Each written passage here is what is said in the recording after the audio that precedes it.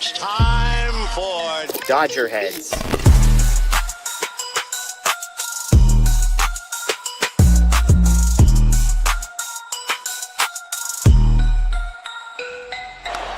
high fly ball into right field. Dodgers have won it all in 2020. Shohei Ohtani, 50-50 club. Strikes him out. There's a drive. Shohei Ohtani. Freeman hits the ball. She is gone. Start the party, Los Angeles. Your Dodgers have won the World Series. What's up, everybody? Welcome into DodgerHeads Live, presented by DodgerBlue.com, part of the Medium Large Sports Network. My name is Jeff Spiegel, joined on this fine Sunday evening by my friend Bruce Kuntz. Bruce, it feels like it's been a while, so it's good to see you, my friend. It does feel like it's been forever, so I'm glad to be back on here where all the schedules finally line up and everything, and there's so much Dodgers to talk about as we're into the World Baseball Classic and spring training's well in swing, so there's a lot to get to. Love it. Well, we do have a bunch to get to. First, let me give a shout out to the people joining us live on Facebook, on YouTube, and on Twitter. We appreciate each and every one of you. As always, those listening after the fact via podcast, Apple, Spotify, wherever you get your podcast, the DodgerHeads podcast, we appreciate you as well. Fun show lined up for you tonight. I am going to ask Bruce about his 5 biggest storylines, 5 biggest takeaways from spring training thus far. We are going to talk some World Baseball Classic, check in on some Dodgers who are having some pretty remarkable tournaments so far in the very early stages. We'll talk spring breakout roster. And then we have a very special, fun announcement that will be towards the end of the show. You will not want to miss that. So make sure you stay tuned for that. But Bruce, let's start at the beginning. Today, we're going to start with your 5 biggest spring takeaways. And it's kind of a fun segment because I feel like Anthony and I have been in the weeds of this for the past couple of weeks. And so it's nice to take a deep breath, zoom out, and say, all right, Bruce, you and I have not talked spring training yet. So let's go through the 5 things that jump out to you the most. We'll start at number 5 and then go to number 1. Number 1 being your biggest spring takeaway. But give me your 5th biggest takeaway from the Dodgers spring storyline you're watching. We'll use those terms interchangeably. The 5th biggest takeaway that I've had so far is that Andy Pages is completely fine. And the reason I have it down at number 5 is because it's not surprising at all.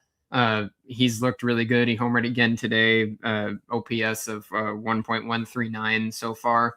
And just the at-bats look like that they're back to Andy Pages quality and like he is comfortable again in the box. I think he's one of those guys that really seems to be a feel sort of guy. Like if he loses the field, then it can torpedo pretty fast. Through a lot of last year when he was hitting really well and it felt like there was a chance he could make the All-Star team midway through the season. It was because he was in the box looking confident with the approach that he wanted and hunting pitches. And that completely went to the wayside in October when he had the worst offensive postseason in baseball history. That's not the guy that he is. And he's looked like he's back to normal so far. Yeah.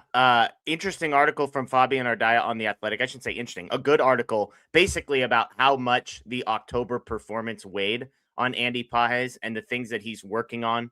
They basically talked about, Bruce, that his body had just broken down by the end of the season. Like he had played a ton of games, a ton of mileage, and he just couldn't get his body, his mind, his swing all in sync, according to both Pages and Dodgers coaches. They talked about some of the things he's worked on this offseason. He's got this routine where basically he goes and sees pitches 3 different times on the machine. And the first time he's just watching, trying to gauge balls and strikes. The second time he's just calling out loud, ball or strike when the ball is coming at him. And then the final time, he's actually taking cuts only on the pitches that are pitches that he should be swinging at. You mentioned it. I mean, the spring results, it's a 390 batting average, a 400 on base, and a 739 slugging percentage. So the walk rate, which was one of the worst in baseball last year, does not appear to have been fixed. But we're not looking for that, are we, Bruce? No, Andy Pages is a hitter, and he's never going to be a guy that is going to walk 10% of the time. This is the guy that he's shown that he is since he got to the big leagues, which is still fairly funny to me because his whole way through the minor leagues, one of the reasons I like Andy Pages as a player so much is the way that he's changed the player that he is through like Double-A when he got through Tulsa and played in the Arizona Fall League. He was a bigger guy, a power hitting corner outfielder who walked a decent amount and was just looking to lift all the time. And then after he tore his labrum, took that full rest of the season and that full off season, just completely changed what kind of player he is. Now he's a great center fielder. He's aggressive at the plate. He's hitting line drives, and that's the player that he is now. So he can be a fantastic baseball player without walking as much as Mookie Betts, and he's not going to do that. But I think that he can still get back to being well above average offensive contributor. And it's an interesting storyline on Pages, Bruce, because if this guy plays up to his potential, we don't have to have any conversations about the future for Andy Pages. He's going to be just fine. But as we're going to get to over the course of the show, there are about 1 million young outfielders in the Dodgers farm system at AA and AAA.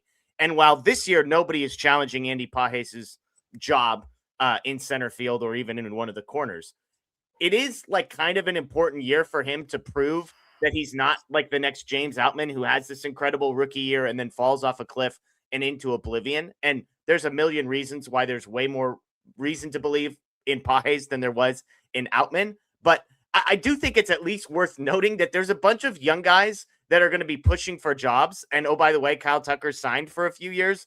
And so while Pages' job is safe now, I think it's at least worth mentioning that if he were to struggle in 2026, there would be some interesting conversations in 27 and beyond. I think the big thing that Pages has going for him, and the reason I'm not all that concerned with that sort of thinking, is because he can play such a good center field. Yeah. If that were to change and he had to move to a corner, then yeah, for sure, the Jose de Paula and Zahir Hope, those guys that look like they're going to be locked in the corner, would be competing for his job every year. But for right now, Andy Pages is a very good defensive center fielder, and there's always seems that there's going to be chatter within the fan base of wanting to get a true center fielder, quote unquote, and move Pages to the corner. But he is a true center fielder. He's perfectly good out there. And as long as that continues, I think that his roster spot will be fairly safe because of the faith that I have in his bat. He's not Michael Ciani out there who plays a really good outfield, but then you have to just pray for anything offensively. Andy Pages is a good offensive contributor as well. Yeah. Okay, number 4 on your list is very much related to the question that I just asked you. So talk to us about the number 4 takeaway and storyline for you. Yeah, the number 4 thing I have is the prospect focus one, and that's that James Tibbs and Zach Earhart both look the part and look like they're just about big league ready already. Both of these guys had strong performances in Tulsa when they got over in the Dustin May trade last year. College bats that are moving fast. And even for me, I heard before they went to spring training that the Dodgers are planning on sending them both to AAA to start the year. And even then I was like, ooh, that's aggressive. You know, they haven't played all that much time in the system in AA. Now watching the way that they've hit in spring training, it is obvious they should be in AAA and on the doorstep of the big leagues. They're both OPSing near 1,000 and the at-bat quality just looks like they're big leaguers already.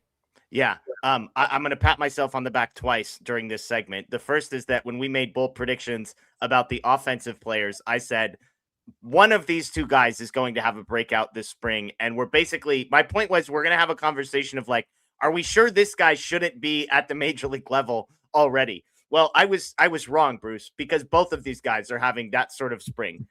Earhart is slashing 355, 429, 581. This spring. Tibbs 333, 419, 667 this spring, at least last that I checked. And they looked apart. I mean, James Tibbs, if you're like paying attention to some of the nerdier stuff, the exit velocities that Tibbs is putting up are like outrageous. Earhart, he was one of my favorite guys to talk to in spring training because I kind of said, hey, you're going to be new to a lot of fans. How do you play the game? And it was basically like, if you could draw up the type of player that Dodgers fans are going to love, that's how Earhart describes himself. It's like he's really smart. He takes the extra base. He's smart on the base pass. He's gritty. He kind of does everything at like a pretty good to really good level. And so I'm with you on these two dudes. Like we're not having conversations because the 3 spots in the outfield are secured, and neither of these guys should be a backup barely playing at the major league level. But we're one injury away from one of these guys having a real role at the major league level, and I wouldn't be mad about it. No, I think it's going to be an interesting thing to watch throughout this season. And I'm not the kind of person who puts too much weight into spring training results because the competition's all over the place and it's just a short sample size. But Ryan Ward has struggled so far this spring. He's the guy that everybody expects will be the 4th outfielder. If an injury were to happen in the corner, it would be Ward that's up. I think that the further you get into the season, if Tibbs and Earhart continue to look this good in AAA, then obviously it would depend on what kind of injury happened and what the exact need was. But I think both of them could be pressing for that fourth outfielder, first guy up sort of role. Wow, the Alex Call erasure from Bruce Kuntz, not in the mix for the fourth outfielder, huh? Well, I think Alex Call is not a guy that's going to be handed the keys to start every day. And if left field were to all of a sudden be open up for starts against right-handed pitching, let's say, then I think Tibbs would be the guy they bring up, and then let Call take the platoon side of it. I'm messing with you. Real quick on Tibbs and Earhart. How good of prospects are we talking about? These are going to be, it's an interesting case study because they came into the system late, and their breakout was short and then the spring. And so a lot of these lists have already been made as far as where they're going to rank. So they may not ever rank all that high on a list simply because of the timing of some of this stuff. Are we talking about guys who are entering the sort of rarefied air of the other four outfield prospects, Hope, DePaula, Sirota, and Quintero? Like, are we pressing into that, or are these guys still a clear step below where it's like, yeah, like rotational fourth outfield types, but like nice to have? I would say they're a step below, but not necessarily because they're fourth outfield types. I think it's just a matter of ceiling. They are both everyday outfielder sort of types, but I don't see like a ton of all-star games in their future, that sort of thing. Tibbs, the sort of career that I envision for him is Jock Peterson-esque, left-handed hitter who hits the ball hard and can hit right-handed pitching pretty well and just be a good contributor on the team. And then Earhart, you just described, is that like all-around sort of guy that if he continues on the path that he's on, he's someone you can pencil in every day on the lineup and feel really good about what he's going to do to help your ball club win. So I don't see either of them having the ceilings that those top guys in the system do. And so much of the prospect ranking is done based off of ceiling and the way that we talk about these guys. But we have to be very clear about the fact that these two guys are college bats that are moving so fast through the system, are very mature in the way that they play the game. There's a ton of value in that low risk sort of profile that is right on the doorstep of the big leagues. Comparing them to a guy like Andy Pages, who had a weird prospect career because he was like a top 50 guy and then he blows out his shoulder and then he sort of like exploded before anybody would expect him to. Like, are Tibbs and Earhart, do you think in that sort of conversation, or do you think the Pages profile is more in line with the other four guys? I think the Pages profile is more in line with the other guys because especially once he got the ability to play center field, then that's where you extend into that upper echelon of just on a wins above replacement sort of basis if you're evaluating that way. Andy Pages is the sort of player that I could see him having 5 and 6 win seasons like easily, just because he's a center fielder who can also hit really well. For these two guys, maybe not that sort of ceiling in terms of production, but it's going to be a really good average everyday sort of profile for a long time, I think. I love it. All right, let's move on. Number 3 is a minor league contract signee who appears headed to the major leagues. Bruce, talk to me about your number 3 takeaway, Santiago Espinal. Yeah, I think this is the guy that when we're talking about spring training that people are going to think of the most. He's been unbelievable so far. Dodgers brought him in seemingly to compete for a platoon role on the roster to maybe play third base with Max Muncy, and all he's done is bat 500 and be the best hitter in the organization so far in the spring training games, like by far. So he looks fantastic. This is a guy who has made an all-star game in his career and then just fell off a cliff the last few seasons with Cincinnati ever since he left Toronto. I don't think Santiago Espinal is going to be an unbelievably good hitter, but the performance that he has right now is at least encouraging in the hope that he could be a league average bat as a left-handed platoon partner with Max Muncy. Yeah, we've talked about this with Anthony, and Anthony is like firmly against platooning Max Muncy.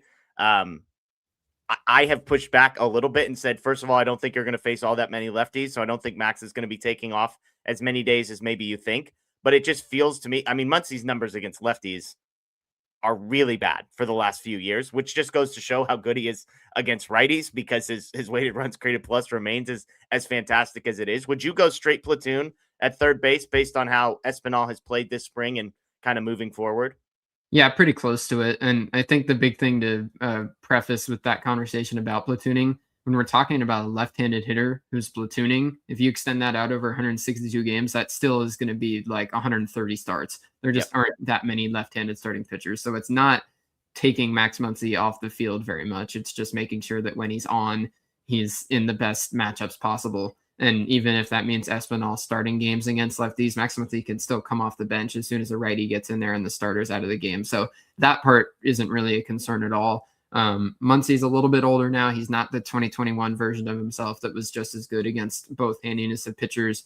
And the other part with him getting older is some more days off is never a bad thing either. And the way Santiago Espinal is hitting right now, the only reason that the Dodgers brought him in is to audition for that role. So I think that he's done everything he can to win it. Yeah, I love it. I love it. All right, number 2 on this list, we're going back to the rotation. Talk to me about number 2. Yeah, Justin Robleski is looking really good. He's a guy that threw down the stretch last year and into the postseason really proved that he's got the mental fortitude to be a really good big league starting pitcher or reliever. In his rookie year, there were times that it looked like he was kind of caving to the moment. That completely went away, and he looks like a guy that's going to rise to any challenge that could possibly face him, and the results are looking really good. The stuff looks good. It's a deep arsenal. They've been deploying him as a starter in length so far this spring, clearly building him up. And with the injuries that have already happened, Blake Snell's not going to start the year in the rotation. Gavin Stone went down. I think Justin Robleski is going to be in the opening day rotation. Which coincidentally enough, Bruce, was another one of my bold predictions from a month ago, was that the guy nobody's talking about is Justin Robleski, and I think he's in the rotation. Now, I would say I got the benefit of maybe an extra spot or two opening up in the rotation, but the way and I mean, look, nothing's guaranteed. There's still a world where he's outside of the rotation, but he has been really impressive. And again, another guy I got a chance to talk to in spring training. I just refuse to believe, Bruce, that what this guy went through last year, culminating in the postseason, the moment that he had pitching in big spots, coming through for the Dodgers, I just refuse to believe that's not going to make him a better pitcher next season.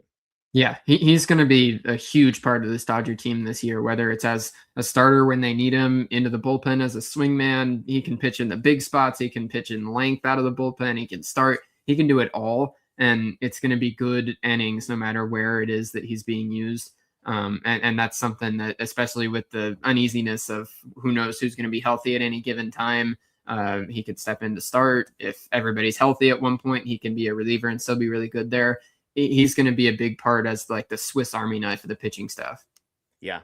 Real quick, by the way, on Robleski, when I was interviewing him at spring training, I mentioned, hey, it seemed like your command and control improved a lot last year. This was the thing that people talked about a lot coming up. And it was pretty funny because he's like, yeah, I don't know why everyone thinks that I couldn't throw strikes. He's like, if you go look at my numbers, I wasn't walking guys, but there was this, like, you could tell he had heard the rap that he couldn't throw strikes. And he just kind of laughed about it. He's like, if you go back and look at my walk numbers, you know, in most cases, they were very good. Yeah, he's never been the guy that has no idea where the ball is going all the way until his big league debut. I think that was where it kind of got messed up because he started to get hit a little bit and the locations became more fine than they used to be. But his whole minor league career, he was a strike thrower for sure. Yeah, it's funny stuff. All right, number 1 on this list, I think will surprise nobody that has been following the Dodgers, nobody that has been following our show, and that is Roki Sasaki. Give me your thoughts. Anthony and I went back and forth for a while on this one, but give me your thoughts on what you've seen from Roki and kind of where you're at. Yeah, it's been rough. It looks like that there hasn't even been an off season really of adjustments or anything like that. It kind of just looks like we're right back to where we were with him before October, when he was in complete limbo of unsure whether he'd pitch again in the season, both because of injuries and just because of poor performance.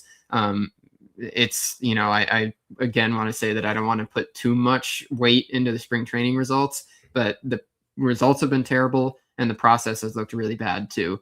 The command just doesn't look like it's there at all. He doesn't look like he's figured out the third pitch. And I think everybody had the dream of Roki Sasaki coming into spring training with the velocity rebounded, with the third pitch figured out, with his command refined, and all of a sudden having year 2 be when he really hits the ground and lives up to all the expectation. But it just doesn't look at all like he's there yet. So where are you at? We've been having the conversation on this show about the short term versus the long term, because I think Anthony and I, the one thing we agree on is that neither of us is ready to throw in the towel on Roki Sasaki kind of quote unquote long term. But where Anthony and I differ is our optimism about the next 3 months of Roki Sasaki's career and how much of a contribution he can make for the Dodgers. Where are you at on the short term versus long term stuff? The long term, I'm definitely not giving up because he's too talented for that. And there's always the possibility of adjustments that unlock it, but it's not unlocked yet. So the short term, I'm not all that optimistic about. I think that they're going to have him open the season in the rotation, but I think right now he looks like he's clearly the sixth starter, and Robleski will be, and even if he's not starting games before him, he'll be the guy that is better. Sasaki just doesn't look like that he's in a place to get big league hitters out as a starter. In the bullpen, it worked a little bit better where he could just spam the splitter a little bit more and the command didn't have to be as good. And now he's getting moved back to the starting rotation. And I'm not saying that that they should be starting him in the bullpen or anything like that. The goal should still absolutely be to develop Roki Sasaki as a starter. But where my concern is that this has been a year plus now where it just has felt like there's a lack of adjustment. There's been some, whisperings that have come out about maybe Sasaki being a little bit more stubborn and not necessarily being on board with some of the stuff the Dodgers are trying to get him to do. And I think it's the tracking, the track record now that's starting to develop of Roki Sasaki not making progress that worries me.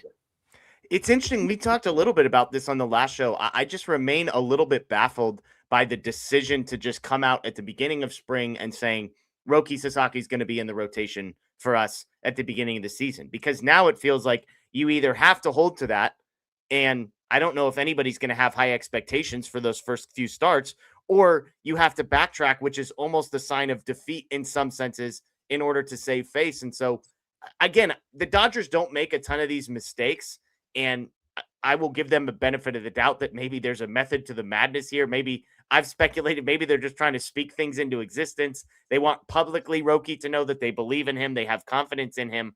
But to see a guy like Robleski and to imagine a world, Bruce, where Roki Sasaki is in the starting rotation on opening day and Justin Robleski is not, because one thing that's worth pointing out, we've talked a lot about a six-man rotation.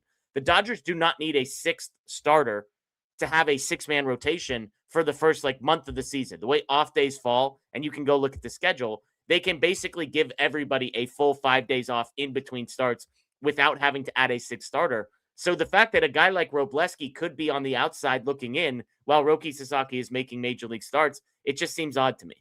Yeah, I think right now Roki looks like he's in the same place as he was when he was in AAA last year. And it was like halfway rehab assignment, halfway just go down and work on it because he wasn't in a place to pitch in the big leagues.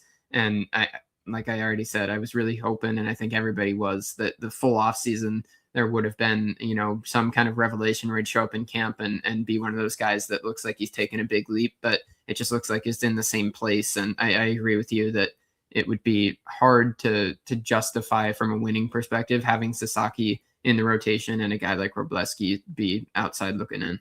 Yeah, absolutely. All right, we're going to pause real quick and we're going to play a quick ad. We have a sponsor for the show this month, so shout out to our friends at SeatGeek. Check out this ad. What's up, Dodger fans? This is Jeff Spiegel with DodgerHeads. And who is fired up to be at Dodger Stadium this year so that you can tell your grandkids you saw the Dodgers the year they went for the three-peat? If that's you, I have good news, because the sponsor of today's show is SeatGeek, and they have a special offer just for you. Now, if you've never used SeatGeek before, I feel bad. This is the #1 rated ticketing app with over 70,000 events, sports, concerts, you name it. And when you buy tickets from them, they are fully guaranteed. Now, the SeatGeek app is incredible to use, super easy. And if you are looking for Dodger tickets, this is the place for you to go. This is why when my buddy was coming to Arizona and needed some Dodger spring training tickets, I sent him a link to SeatGeek. So here is the deal. We have a code to get you 10% off your next order. And that code is very simple. It is Dodger Blue 10. That is right. Dodger Blue 10. Use the link in the description below and the code Dodger Blue 10 for 10% off tickets of your next order, only on SeatGeek. So shout out to SeatGeek. Thank you for supporting and sponsoring this episode. And of course, go Dodgers. All right. Like I said, you can check out the link in the description below. Go ahead, check out if you're going to a Dodger game in the next few weeks, 10% off, not going to hurt anybody. So click the link, Dodger Blue 10 as a promo code. We appreciate our friends at SeatGeek hanging around with us for the next few shows. Let's move on, Bruce, and let's talk World Baseball Classic. And actually, real quick, we've got a super chat from Scarecrow here. It says, great preparation for the show as always. Appreciate the hard work behind it. Thank you. We appreciate the notice. And we love it. Part of why I do this show, why Bruce does this show, is because the work of actually researching this stuff, crafting arguments, getting a chance to bounce them off of each other is the fun part. So thank you, Scarecrow, for the super chat. Let's talk World Baseball Classic, Bruce. A number of prominent Dodgers involved so far. There's a fellow by the name of Shohei Ohtani. He plays for Japan. He has come up to the plate 13 times, Bruce, and has reached base in 9 of those 13. He has walked 4 times. He has 5 hits. 3 of the 5 hits are for extra bases. 2 of the 5 hits are home runs, and 1 of the 2 home runs is a grand slam. He's an absolute monster, and it does not apparently matter where or who he is playing. Yeah, Shohei Ohtani's doing Shohei Ohtani things. That's pretty much all the analysis I can possibly provide there. He's unbelievable. I've tried to stay up a couple of these nights to watch Samurai Japan because I just want to see him play. I want to see Yoshinobu Yamamoto play because those guys are the types of talents that every single inning that they are on the field, it feels like that you're missing out if you're not tuning in. Yeah. Some other guys, Yoshinobu Yamamoto, also pitching for Japan, 2 2/3, no hits, no runs, 3 walks, 2 strikeouts. So Yoshinobu Yamamoto just doing Yamamoto stuff with 2 2/3 shutout. Hyeseong Kim, the other one, and this is interesting because if you're just watching the highlights, you might be thinking to yourself, Hyeseong Kim is having himself an incredible World Baseball Classic because I retweeted it. The home run he hit was an absolute dong from Hyeseong Kim. Remarkable. Here's the downside. He's 0 for 9 in at-bats other than that one. He's 1 for 10 in the tournament, a home run, 2 walks, 4 strikeouts for him. Will Smith for Team USA, 0 for 2 with 2 walks. Although it's worth pointing out that old friend Trace Thompson, Great Britain legend, as you might know him by, robbing our guy Will Smith of a home run, kind of jacked up by him. And then Edwin Diaz, 1 inning, 3 strikeouts for him. Pretty good last time I checked. So other than Ohtani, any of these guys and their performances so far of note to you? Not really anything in particular in terms of performance. I'm just enjoying seeing the Dodger guys in this tournament. I've been watching every single World Baseball Classic game that I have time to watch so far. As soon as we finish this, I'll be going and watching some more. So I would just implore anyone in the chat, if you're not tapped into the World Baseball Classic, please get on it because it's the most fun baseball that there is in the world right now. The energy is even past the World Series in a lot of the times. And all you need is just go find a highlight of Junior Camaro's home run for the Dominican Republic and you'll be hooked. Yeah. And the games are only going to get better. USA versus Mexico in a few days. Everybody knows I'm not like the biggest World Baseball Classic fan in the world. My schedule does not revolve around it. I know very little about who's playing and when, other than that Japan was on at like 2 a.m. or something like that. The U.S. versus Mexico is going to be an absolute electric factory. So if you haven't sort of put that on your calendar yet, I'm trying to remember. Is it in 2 days, Bruce, that those 2 teams are playing? USA and Mexico? Yes. I think so. I've just been checking it Monday, every March morning. 9th, so tomorrow at 5 p.m. Tomorrow at 5 p.m. Nice. USA versus Mexico. Both those teams are 2-0, so it's an important game. Mexico, like, mercy ruled Brazil today. It was like 16-0 in the 6th inning. They had a no-hitter through 5. So, yeah. Enjoy. I've just got a spreadsheet that every single day I open it up and I see where every single game is, when it's playing, what channel it's on, and I just try and watch everything I can throughout the day. There you go. Smile51 says, love the show. As always, really enjoy hanging out 3 times a week. I remember Jeff talking me off a ledge when Yama almost had a no-hitter. Then we somehow lost the game. I miss the optimistic Jeff. Optimistic Jeff is still here, folks. This is a 12-month deal for me. So, just lulls in the positivity, I suppose, at times. But I would like to think, Bruce, that the reason I am optimistic is because it is founded in like actual information. I am not optimistic for the sake of being optimistic. So when I tell you that I'm not super fired up about a guy or I am concerned about a guy, I would think that would like mean something to say, look, I'm not delusionally optimistic as I was accused of last year. I was right when I said that the Dodgers hadn't lost the World Series yet. The season wasn't over when Yamamoto lost the no-hitter. So I just try and be fair. I try and look at every situation and say, what do I think? What do I not think? With the Dodgers, 90% of the time, it's going to be optimism because they're the Dodgers and they're back-to-back champs. But it's not always going to be perfect rainbows and unicorns. I think rational optimism is the word to use because you're not being optimistic where there's no reason to be, but when there is, you're not trying to drag it down either. And that's the place to live. There you go. I love it. Well said by you, Bruce. Let's get to some other news and notes here. Dodgers announced their spring breakout roster. Now, the spring breakout, if you're unfamiliar, teams put a roster together of a bunch of their best prospects. You put 40 guys on a list. You play one game. The Dodgers will play March 21st at 3:30. The 40-man roster will be trimmed down on March 18th to about 25-ish, plus or minus.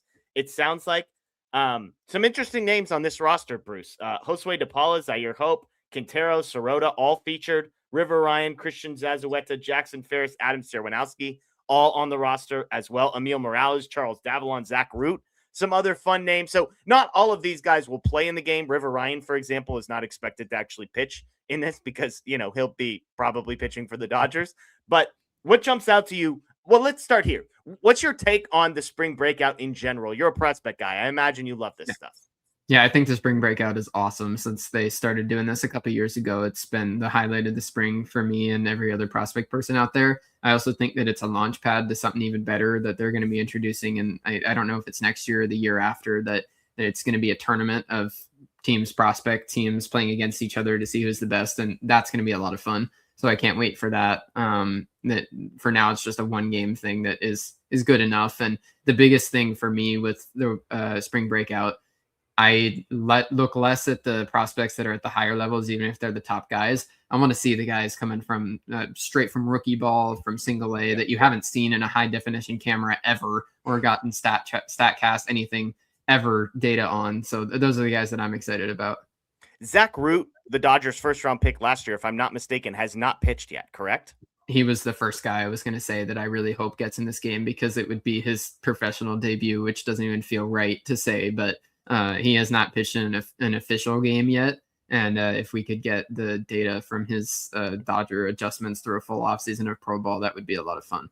Yeah, I had Root, Davalon, and Emil Morales as the three guys that I was probably most excited. Morales, one of the higher ranked prospects. Any other name? I mean, Zazueta is another fun one just because he's skyrocketing up sort of Dodgers internal prospect rankings lists. Any other guys on here that are maybe just sort of fun names for you? Yeah, I think that Chase Harlan's a really fun one. He's one of the guys that if he connects with the ball, then it can leave the bat at like 115 miles an hour and go a very, very, very long way. So you just have to hope that he'll connect with it first. I would love to see him play in this game. Landon Vidurek is another guy that I think is a little bit more under the radar, but he is just super toolsy. And I'm excited to watch him through a full professional season. And if he gets into this game, that would be great too. I think he appeared in one spring training game earlier this year for the Dodgers as well. And he's the guy that I think is under the radar for now, but another college bat that hits the ball hard and runs really fast and has all those tools that if the Dodgers get him making consistent contact, he could move up lists pretty fast. Yeah, there you go. We have a question from Sup T. Says, have you heard if Sirota hurt his knee again? He looked to have tweaked something the last game that he played. I don't have anything on this. I haven't heard anything. I didn't see if there was a looking like he tweaked it again or anything. Sorry, I don't have anything there. He did hit a home run in spring training, but that might have been the same game when he may have tweaked something. So stay tuned. Hopefully he's good because a full 162, whatever the minor league full season for him would be fantastic for his development this year. I just want to see him on the field for a full season and really see what he can do across a full sample. Yeah, absolutely. In related news, the Dodgers did make the latest round of cuts. Ryan Ward at the top of this list, Ronan Kopp as well, were the two guys I believe on the 40-man roster who were optioned to AAA. Some non-roster invitees, Josue DePaula, Jackson Ferris among them, all optioned to the minor leagues. Worth pointing out, and maybe this is nothing, Zaire Hope has not been sent down to the minors yet. Earhart and Tibbs have not been sent out of camp yet. So is that anything, or are the Dodgers just saying, oh, those guys are playing tomorrow and they'll be on the train back to wherever they're going from after? It might not be like a huge thing, but I think it's something. That was the first thing that stood out to me, was to see Josue de Paula on this list, but not Zahir Hope, not those other two outfielders. And the other two, I think that you have to compare on even ground here. So Ryan Ward leaving big league camp before Tibbs and Earhart is notable, and de Paula leaving camp before Zahir Hope is notable, because that's where all the guys are on the similar progression. So it's not, you can't look at it and say that this means the Dodgers love Zahir Hope more than Josue de Paula. That would be a ridiculous statement to make, but it's more that exciting that at least Zahir Hope will still be in big league camp a little longer. Let me just edit my notes and my drafted up tweets here real quick, Bruce. It would be totally ridiculous to say something. No, I'm just kidding. Let's talk Ryan Ward real quick. Yeah. I've reached the point, Bruce, where I would actually be shocked if he's on the Dodgers 40-man roster still in like a month, because having him on the roster in a world where he is not only not going to play for the Los Angeles Dodgers to start the season, we knew that. Alex Call is ahead of him, and I think Earhart and Tibbs are ahead of him, like if playing time came. You don't keep your 7th best major league ready outfielder on the 40-man roster. So I don't know if they could get anything from him. I don't know if it's just a straight DFA, but I'm getting to the point, Bruce, where I would be very surprised if he's on the 40-man roster for a lot longer. I wouldn't be, to be honest. I still think that the start to spring isn't going to scare the organization into not thinking that he's worth having on the 40-man roster in AAA. They are. I think Ryan Ward right now is the insurance to not have to accelerate the timeline of Tibbs or Earhart. Ryan Ward is the guy that if an injury happens in 5 games into the season, they could bring him up right away and not have to worry about it or think about it at all. And I think that they'd be okay with that, because otherwise they wouldn't have rostered him this offseason and held him through the full offseason. I think they could have gotten something for him if they wanted to, even if it was just a low-level prospect. They would have made that move if they thought there was no value at all.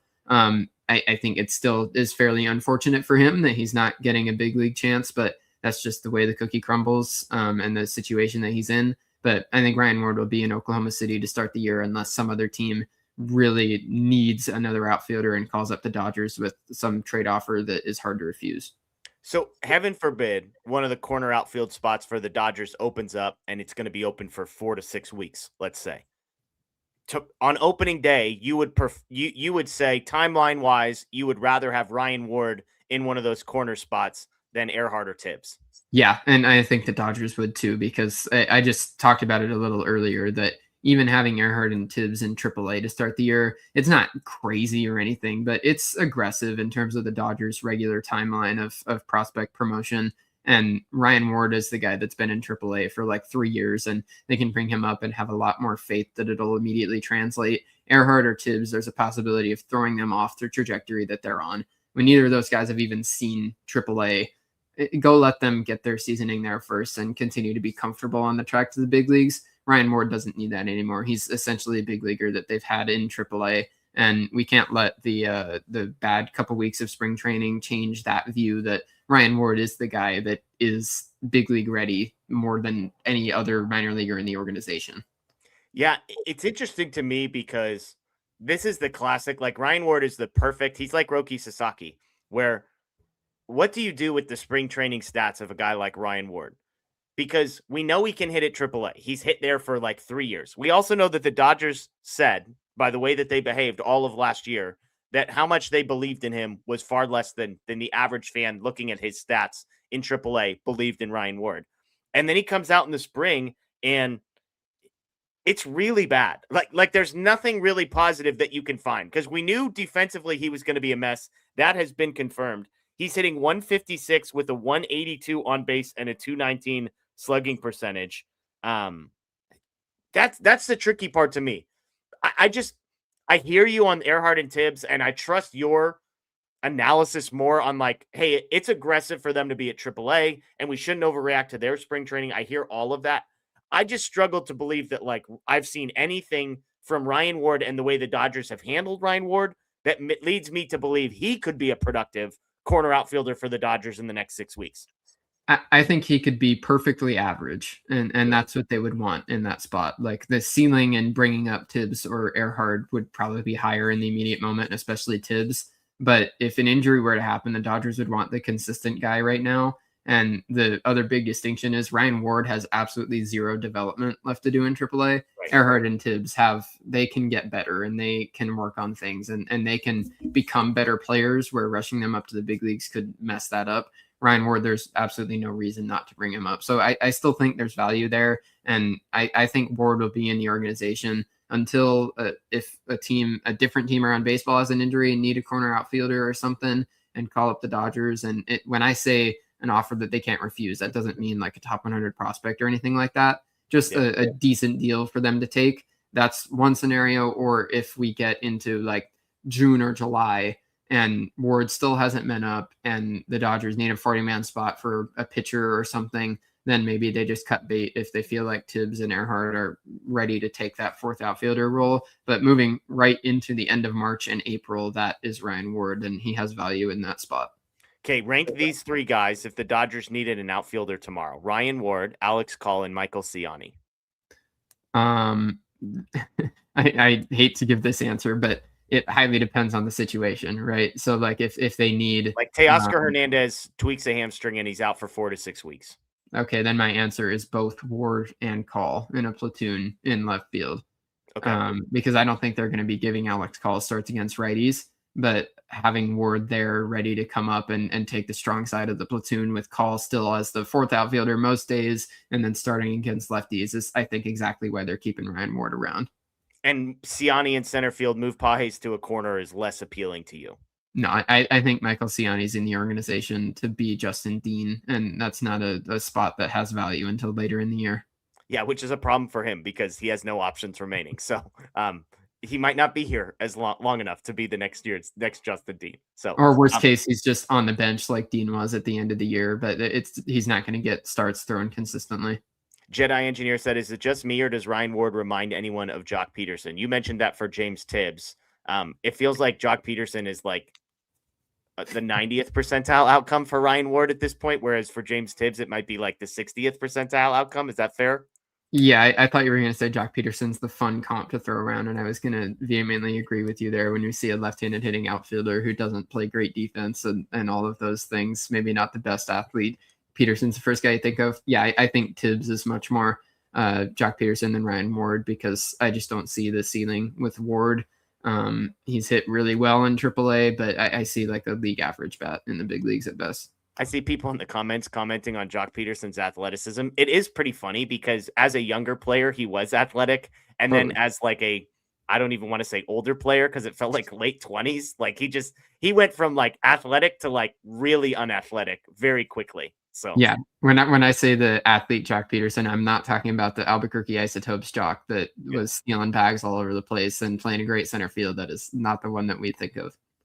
All right. Let's shift gears here, and it is time for the exciting announcement. I teased it on social media today and posted it at the beginning of this one, but I am very excited about this, and I will explain kind of the ramifications of this as we go. But we have a new member joining the DodgerHeads team that's going to be a regular contributor, a member of the team, and that is, drum roll please, the Athletics' Fabian Ardaya is going to be joining our team here at DodgerHeads. Fabian is going to be a regular contributor on a weekly basis, hopping on our show with us. We are very excited about that. If you've been watching our show for a while, you know Fabian has come on a number of times. He's fantastic. And obviously he's a beat reporter. He's following this team around. He's with the Athletic that I think all of us would agree is kind of the top tier of sports journalism that is happening right now. Fabian's been doing it for a while. And so we're very excited to have him partnering with us. The plan is Fabian is going to be generally our Sunday night guy. We figured Sunday nights for a beat reporter was our best chance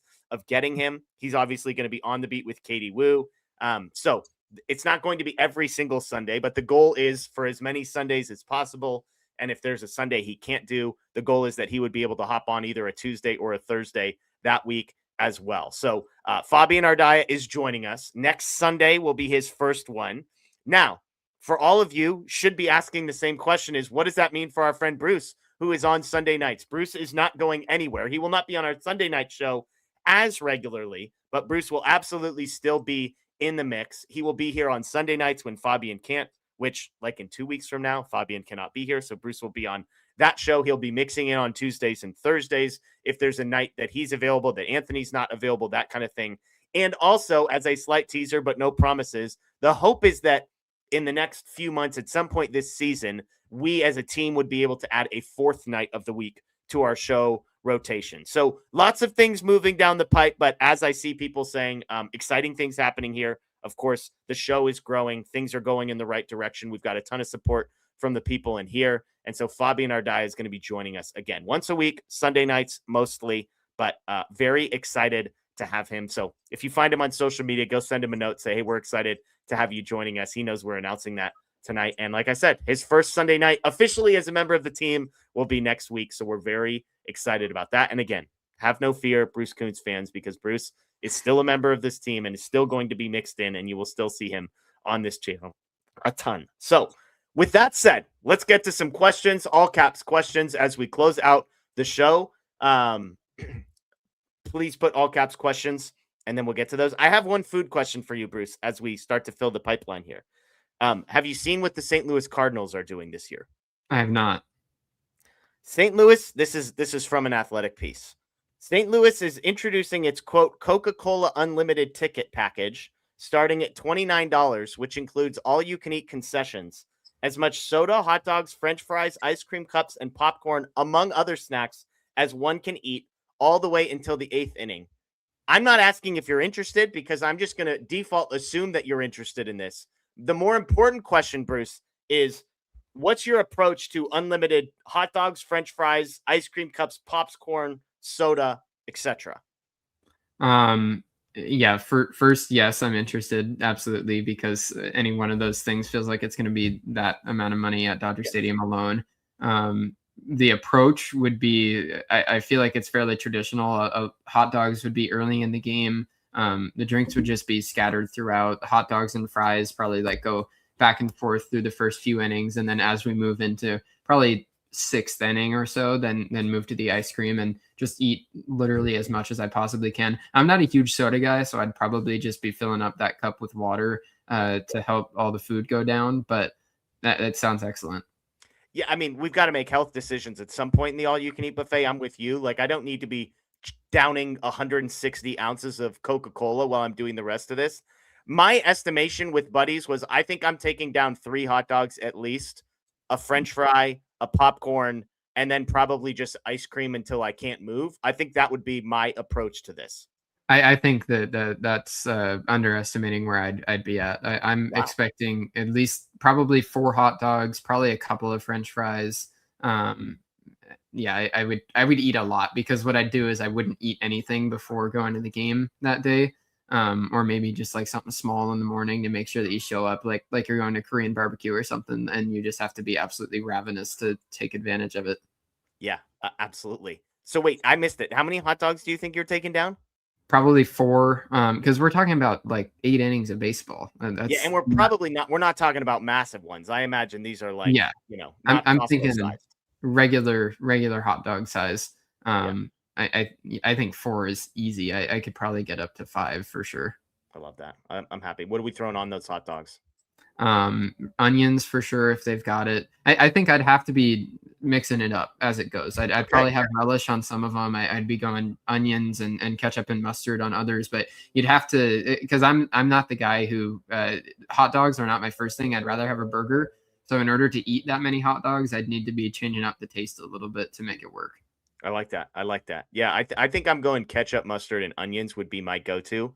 But it's fair. I love somebody, Jedi Engineer says it's a ripoff with the pace of play. The game moves too fast. I mean, 20.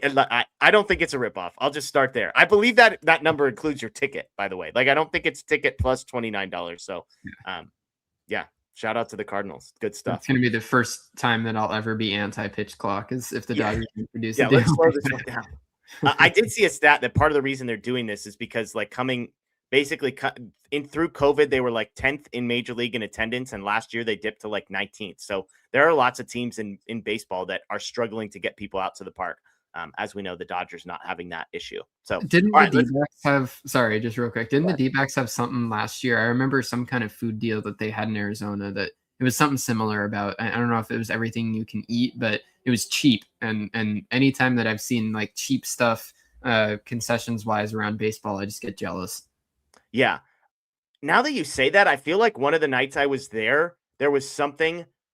I think it was like there was a place that was doing $2 beers on whatever night we were there. Like it was Yeah. like small cup of Coors Light or something like that. But that's what I remember. People obviously, of course, pointing out that Dodger Stadium had the all you can eat pavilion. I don't believe that was $29.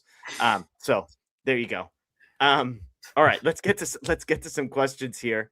We've got some good ones filling up. GI says, looking ahead, do you see any of the guys who will be Rule 5 eligible next year, DePaula, Ferris, Serwanowski, Zazueta, getting a call up this year? Yeah, I think Ferris is the guy that has the best shot, but it's still not like anywhere near a guarantee. I expect him to go back to AA to start the year, and that makes it sort of he would have to skyrocket pretty fast and trajectory wise to get to the big leagues, even if it was just for a spot start. For DePaula, Serwanowski, Zazueta, no, not a debut this year, but they'll all be rostered in the offseason. Love it. Eden asks, what does a best case scenario timeline look like for Gavin Stone? If you missed it, was shut down. They did some imaging, just inflammation, nothing torn or anything. But for you, Bruce, when would you like to see Gavin Stone start throwing a baseball? Not even pitching for the Dodgers, but like start throwing a baseball.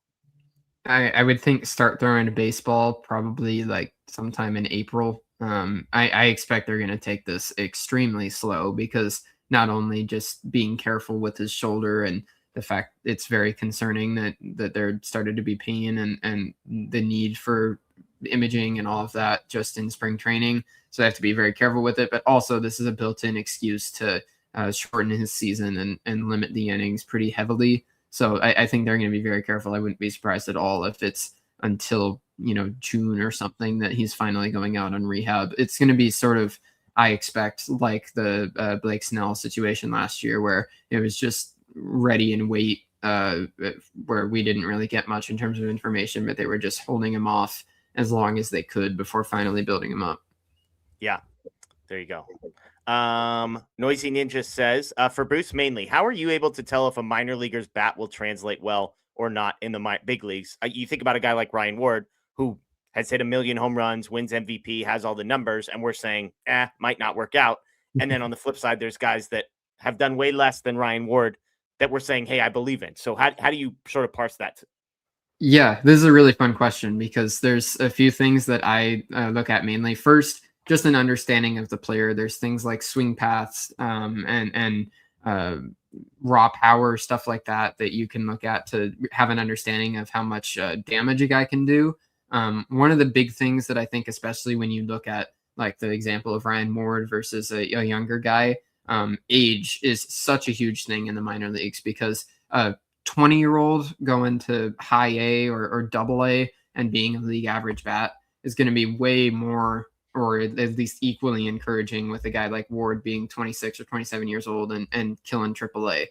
Age is such a huge thing in the progression through the minor leagues and being able to project that as they get older and once they're actually at the same age as their competition, then they'll be able to do better. The other one that I think is sort of obvious, but is very important to look at is just basic stuff like strikeout rate, walk rate. And that's not necessarily, especially with strikeouts, it's not saying that you can't be successful while you strike out a lot. It's more as a projection tool. If a guy is striking out 29% of the time, let's say in high A, you have to expect that number will continue to climb. So when you see that, like a guy like Chris Newell is a good example of that. He struck out 30% of the time in AA last year. If he were to keep that strikeout rate at 30%, yeah, he could be a pretty solid player. But when you anticipate that will continue to climb, you can't be a productive hitter when you're striking out 35 or north of that percent of the time in the big leagues. So the strikeout rate is less an indication of how productive they are in the moment and more a projection tool for how much swing and miss there is in their game and how it'll impact them in the future once they get to the big leagues. Yeah, and Bruce is way better at all of this. I would say there are some metrics that over time people have found to be the types of things that translate as you go up. strikeout rate being one of them. Like, as Bruce pointed out, it's pretty intuitive that if you're striking out a ton against AA pitchers, you're probably not going to get better at striking out less. You're not going to strike out less against major league pitchers than you were against AA. Of course, you get older, that kind of thing. But another one is just something as simple as exit velocity and max exit velocity. Like, max exit velocity, what is the hardest you have ever hit a baseball, is a number that has some pretty significant staying power, because there's just not a lot of people that can hit a baseball that's really, really, really hard. So there are some things like that. I don't know if there's other numbers you would add. Yeah, there's stuff in the StatCast realm of things like I think I look less at max exit velocity and more like 90th percentile exit velocity to see whether you're actually doing consistently. But max is still nice too, to know like if this guy runs into a ball with as much as he's got, how far will it go? But I think when I first answered this question, I was more thinking about the stuff that you can specifically look at, because once you get into the StatCast realm, that's where it's difficult, because if you don't have access to the back end data for like anything, the only places that track StatCast are AAA and the Florida Coast League, the single A, that is not the Dodgers. So if you don't have access to all that stuff, then you have to kind of make do with what you have, and that's where you look at strikeout rate. And like, but yeah, you don't look at stuff like batting average first and assume whether that means a player is good or not. You have to take in a complete look at the profile, and that's where I would say, don't ever just look at a guy's stats and try and take away from that. Look at what their scouting grades are from the people that you trust, and bake that into your understanding of the production, whether it's where it should be, whether it's above where it should be. If a guy's a 30 hit tool and all of a sudden he's hitting 300, that's going to be way more valuable than if a guy's a 70 hit tool and he's hitting 290 in single A. Then that's kind of where they are expected to be. TQT asks, do you think there was some type of agreement to guarantee Roki a rotation spot during his recruitment process? To me, Bruce, guarantee feels like a strong word. I would imagine there were like some assurances made that he would, basically be given every tiebreaker imaginable if it came down to something like that. I struggle to believe the Dodgers, given what they're chasing after, would be like, ironclad guarantee, here's a rotation spot.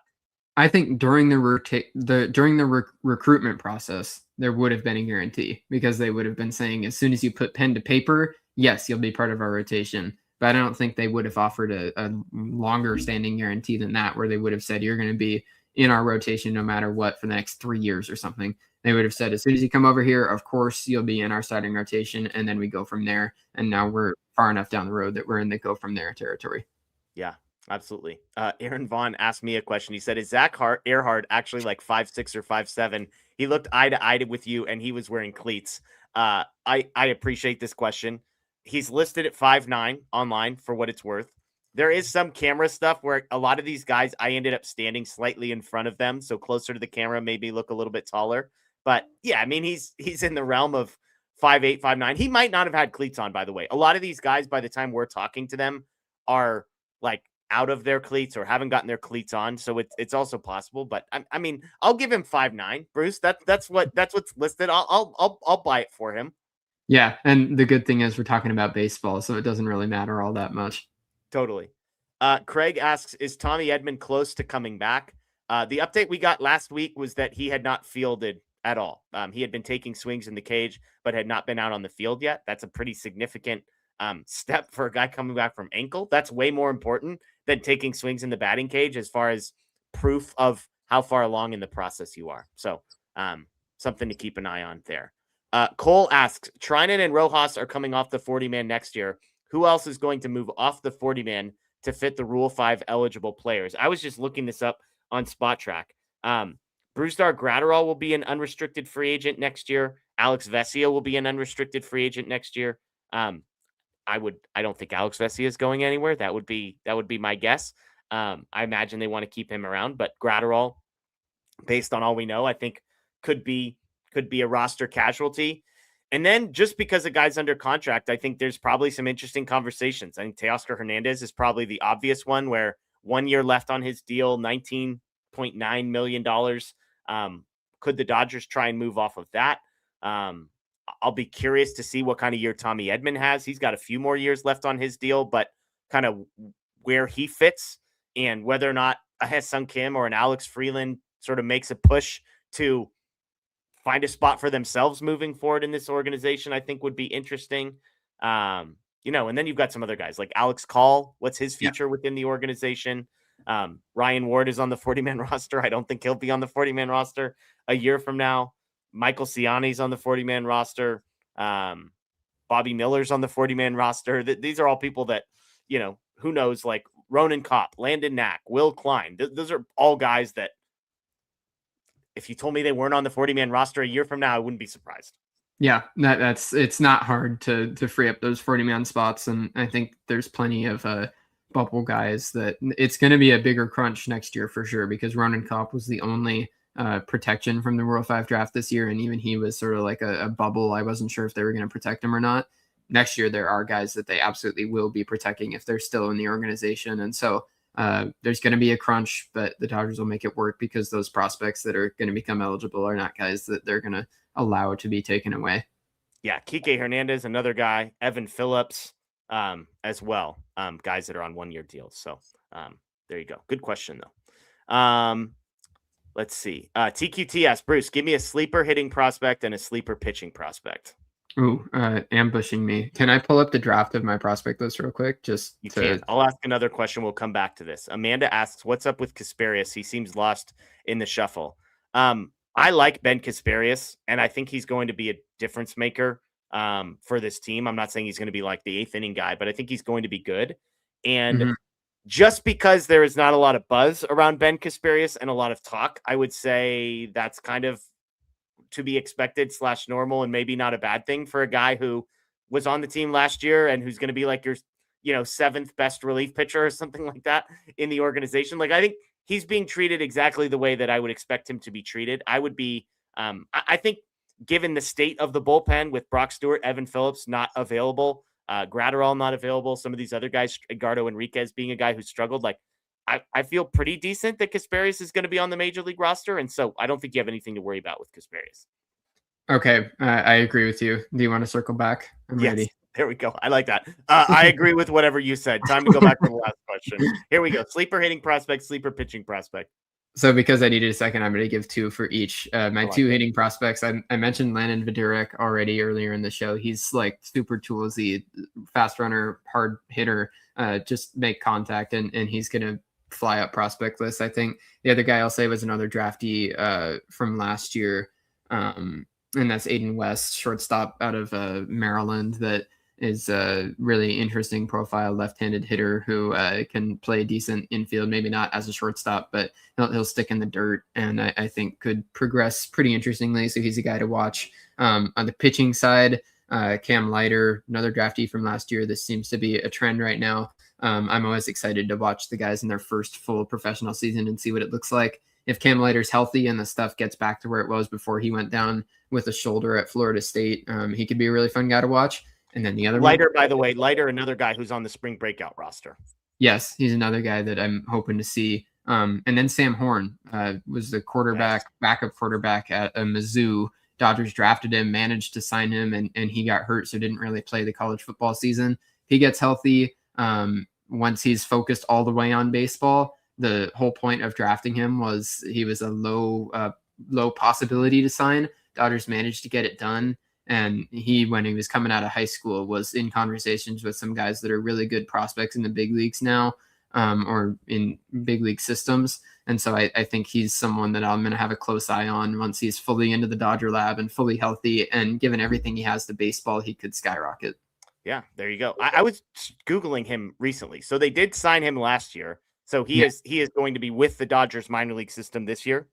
He's a Dodger as soon as he turns the page. I think that's this year. I haven't seen anything specifically, but my understanding was that last year was his final like football hurrah to go win the Mizzou job. And if that didn't happen, then he was going to play baseball. And he was in and broke his leg like super early in the season, which was very unfortunate. But my understanding was that he would flip the page next.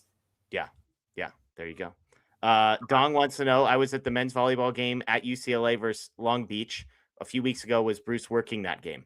Yeah, I wasn't able to work that one. I was at the game at the Walter Pyramid, and that was like, it was horrible because I had 2 things that same weekend between that game And then my radio station also, they sent me to New York for like a college radio conference thing. And so I had to choose between the two. And I really wanted to go to that game at Poly Pavilion. I was at last year when Long Beach State played at Poly Pavilion and won.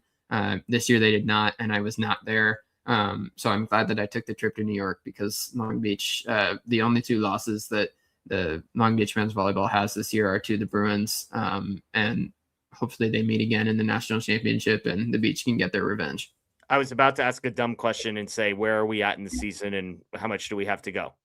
Yeah, so we're about to get to conference play like next week. Hawaii's coming into town. So I'm moving through the non-conference schedule right now, about halfway through the total schedule, I would say.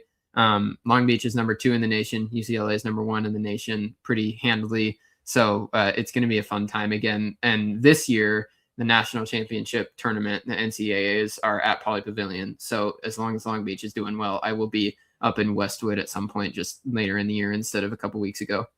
Love it. Okay, Sam wants to know, is Kendall George a bust?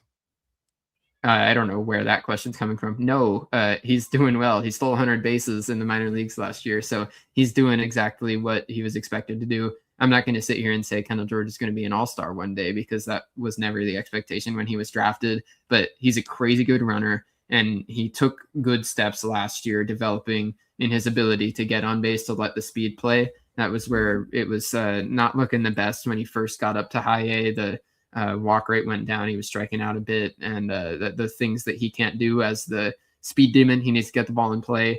And the thing that's always stood out to him about me is he's got good control of the strike zone. For a guy that doesn't hit for power, he actually did hit for a little bit more power last year, but he's never going to hit 10 home runs in the big leagues.